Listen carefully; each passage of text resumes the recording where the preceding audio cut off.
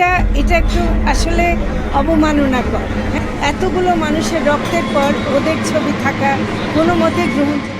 রংপুরে প্রাণী সম্পদ ও দুগ্ধ উন্নয়ন প্রকল্পের এক কর্মশালায় অস্বস্তিকর পরিস্থিতি তৈরি হয়।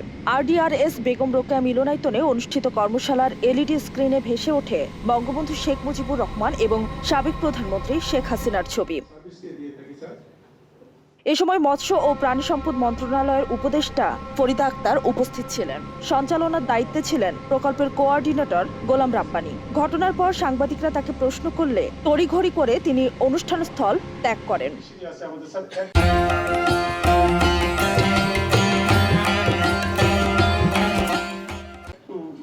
এ বিষয়ে উপদেষ্টা ফরিদা আক্তার বলেন, এত মানুষের রক্তের পর যদি এদের ছবি এখনো থাকে তা কোনোভাবেই গ্রহণযোগ্য নয়। যদিও তাকে জানানো হয়েছে বিষয়টি ভুলক্রমে হয়েছে।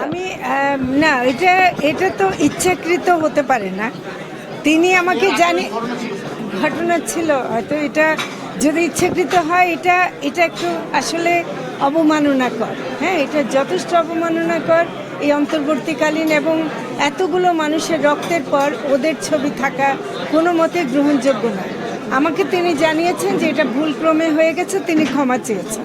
কাজে আমি বলবো যে সেটা ভুলক্রমে হয়েছে বলেই জেনেছি এবং উনি ক্ষমা চেয়েছেন, ফলে আমি তার ক্ষমাটাকে আপনাদের কাছে